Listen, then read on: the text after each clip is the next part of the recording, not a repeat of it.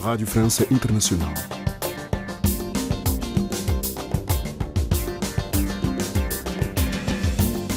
E hoje temos o nosso habitual magazine desportivo, mas para já fico com o convidado de Stéphanie Palma.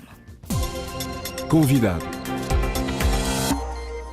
O presidente da Guiné-Bissau, Umaru Sissoko Embalo, ameaçou recentemente dissolver o Parlamento por, alegadamente, a Assembleia Nacional ter ignorado o seu projeto de revisão constitucional defendido pela CDAO. Muniro Conté, secretário para a Comunicação e Informação do PAIGC, partido da oposição, disse em entrevista à RFI que a revisão constitucional não é da competência do Presidente da República e muito menos da CDAO. Eu penso que a questão da dissolução do Parlamento não é atípica. Não é? Está preceituada na Constituição da República da Guiné-Bissau, só que há condicionantes para a dissolução do Parlamento. Não é? A primeira condicionante é quando nós estamos perante uma crise profunda que, digamos, estorva o funcionamento das instituições e, uma vez dissolvido o Parlamento, nós temos que avançar para as eleições, portanto, antecipadas no prazo de 90 dias. Se for nestes moldes, o PAIGC, portanto, não teria, digamos, muitas preocupações a levantar, não é? Mas o problema é que se esta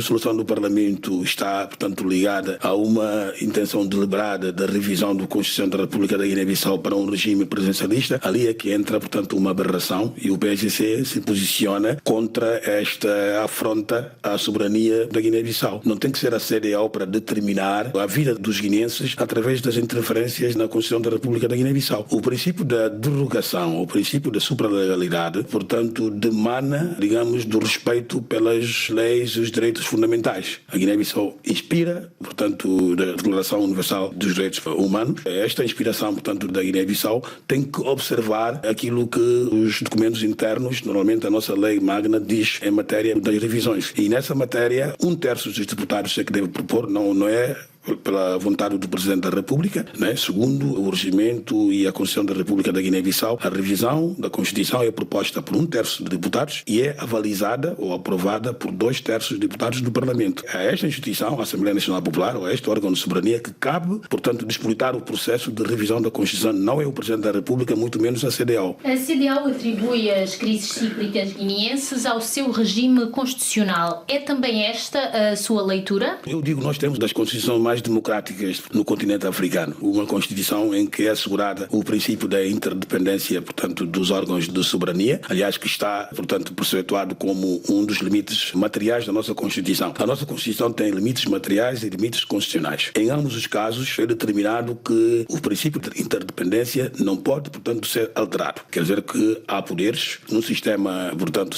presidencialista. No nosso caso, o poder, existe um dualismo do poder, é um sistema bicéfalo, híbrido, em que o poder, por exemplo, de fazer as leis compete à Assembleia Nacional Popular, de fazer a justiça compete aos tribunais e o poder da execução, digamos, da política governativa compete, portanto, ao governo. O Presidente tem mais o papel de árbitro nessa dinâmica. E então eu digo que não há problema, é um problema de pessoas, de indivíduos que estão a dirigir o país. É verdade que existem alguns casos omissos, alguma praxe política na Constituição da República da Guiné-Bissau que dá ao Presidente alguns poderes discricionários. Mas aquilo depende da pessoa. Se a pessoa interpretar a letra e o espírito da Constituição da República da Guiné-Bissau, há um relacionamento sã entre, portanto, os diferentes órgãos de soberania. Por isso mesmo, aquele princípio de interdependência está, portanto, estabelecido como um limite material que não pode ser mudado. Agora, se um Presidente quer substituir as outras instituições, quer usurpar das competências do governo, quer acaparar das competências da Assembleia Nacional Popular, quer interferir nos tribunais, recusando, portanto, as decisões, é compreensível, né, entre aspas, esta aversão para o regime semipresidencialista. Mas na Guiné-Bissau ficou provado,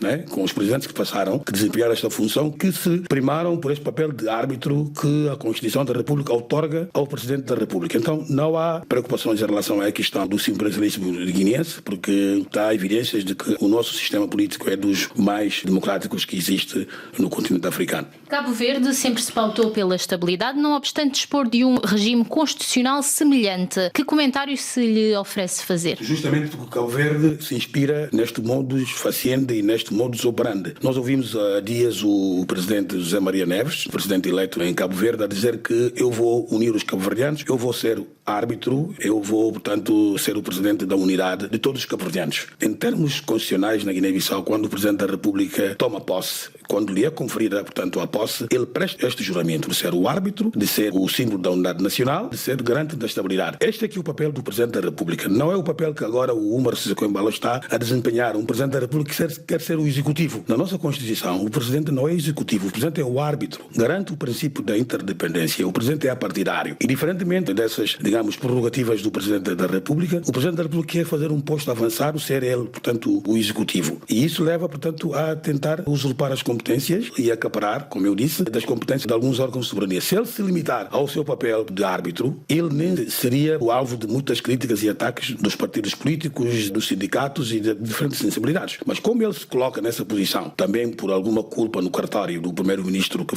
some para praticamente uma temporada, que às vezes tem um papel mais de primeiro-ministro decorativo, não aparece nos grandes momentos. Então o Presidente da República assume essas responsabilidades e hoje tem sido ele a fazer a inauguração das comissarias, pequenas iniciativas quando são tarefas do Primeiro-Ministro. Não se ouve o Primeiro-Ministro em qualquer atividade na Guiné-Bissau. É o Presidente da República que faz viagens e de forma exagerada. O Presidente da República já fez mais de 80 viagens que, portanto, refletem na economia da Guiné-Bissau e nas finanças públicas. E o Primeiro-Ministro está ali, como eu disse, sumido, quase uma temporada, aparece sazonalmente a falar de questões de execução da política governativa quando essas questões são da sua responsabilidade. Mas não nos esqueçamos que o Presidente foi legitimado, não é, pelo povo e que foi escolhido exatamente pelo povo. Da legitimação, eu aproveitaria esta ocasião para fazer aqui uma crítica à comunidade internacional. A comunidade internacional não pode olhar para a Guiné-Bissau de uma forma tímida, não pode ter dois pesos e duas medidas, né? Porque a comunidade internacional, quando emitiu um comunicado, quando do contencioso eleitoral, diz claramente que o Umaro Sissoco Embalo tinha que ser, portanto, legitimado como Presidente da República, mas ao mesmo tempo falava da reposição, da restituição do governo ao PAGC. Nós temos que respeitar não só a soberania que nos leva à eleição do presidente, mas também a soberania do voto que conduz à constituição de um governo na Guiné-Bissau. E esta soberania popular outorgou ao PAGC o mandato de governar o país nos próximos 4 anos a partir de 2019. Não foi isso que aconteceu. O CEDEAO e a comunidade internacional no seu conjunto encararam o problema da Guiné-Bissau com uma certa timidez, diferentemente do que aconteceu, por exemplo, em relação ao acordo de Conakry e ao consenso de Lomé. Ali a comunidade internacional foi muito mais interventiva. Inclusive, adotou um roteiro com datas e prazos fixos e promptórios, a dizer que o primeiro-ministro tem que ser nomeado na data tal, o governo tem que entrar em funções na data tal. Desta vez não foi o que aconteceu. Abordou a questão com meio termo e isto permitiu com que o Umaro Sissoco Embalo, portanto, mantivesse este governo ilegal, que o PAGC continua a considerar ilegal, porque não foi sufragado nas urnas. O governo tem que ser sufragado nas urnas. E há o princípio para a dissolução de um governo que não foi, portanto, respeitado. Considera, portanto, que a CEDEAO estaria a extravasar competências e a impor uma reforma constitucional escrita à medida do presidente Umaro Sissoco Embalo? A lei tem um sentido abstrato, não é? Tem sentido abstrato, mas eu penso que está-se a cozer uma camisa para o atual, portanto, presidente da República eleito. Porque não se pode pensar que na mudança da Constituição para dar mais poderes ao presidente, para tornar o presidente mais omnipresente. Nós já temos um presidente omnipresente, quer estar em tudo. Por isso mesmo hoje esta polémica à volta das greves cíclicas se deve mais à intervenção infeliz dele, ao ponto de ter ordenado, dado instruções para que o governo não se sente à mesma mesa com os sindicatos. Ora, isto era a competência do primeiro-ministro, porque ele é que é o chefe do governo. Então, a CEDEAO não tem que se imiscuir na soberania, portanto, da Guiné-Bissau. Mesmo inspirando-se do tal, digamos, como eu disse na abertura, do tal pacto de estabilidade, democracia e de governação, inspirado no princípio de legalidade, a CEDEAO não pode derrogar as leis da Guiné-Bissau, porque baseando no princípio da hierarquia das normas, a nossa Constituição está acima, tanto dos outros instrumentos. A hierarquia das normas, fala-se da Constituição, dos tratados, das leis, dos regulamentos, depois de portaria e de despacho. Então quer dizer que a Constituição é uma lei magna. Qualquer decisão que tenha que ser tomada pela comunidade internacional tem que respeitar, portanto, este ordenamento, esta hierarquia das normas. E a derrogação não se faz de uma forma avulsa, não se faz de uma forma, portanto, para fazer benesses ou frete a alguém. A derrogação se faz respeitando aquilo que está plasmado nesse princípio, digamos, de supralegalidade, inspirado na Declaração Universal dos Direitos Humanos. A União para a Mudança recusou avistar-se com a delegação da CEDEAO por achar que a revisão da Constituição é competência exclusiva da Assembleia Nacional Popular. Que comentário tem a fazer? Eu me alinho nesse posicionamento da União para a Mudança, sendo que o PSGC, pelas responsabilidades que tem, às vezes o PSGC não opta por essa forma, portanto, de fazer a política, não é? Embora eu concordo plenamente com a União para a Mudança, porque o PSGC foi o partido mais votado, é o maior partido político na Guiné-Bissau, por isso olhamos, às vezes, as questões com uma certa ponderação. Mas o que não quer dizer que eu não concordo com essa posição, porque isto é chover no molhado. Se existe já, portanto, um projeto de revisão da Constituição, a Assembleia Nacional Popular instituiu uma comissão de revisão, houve a exoneração do governo por José Mário Vaz, o processo ficou em banho-maria. Mas, há coisa de um ano, se relançou os trabalhos dessa comissão de revisão, que justamente vai acautelar algumas zonas de sombra e algumas nuances da nossa Constituição. Ouvimos Muniro Conté, secretário para a Comunicação e Informação do PAIGC, partido da oposição da Guiné-Bissau, que foi o nosso convidado desta segunda-feira.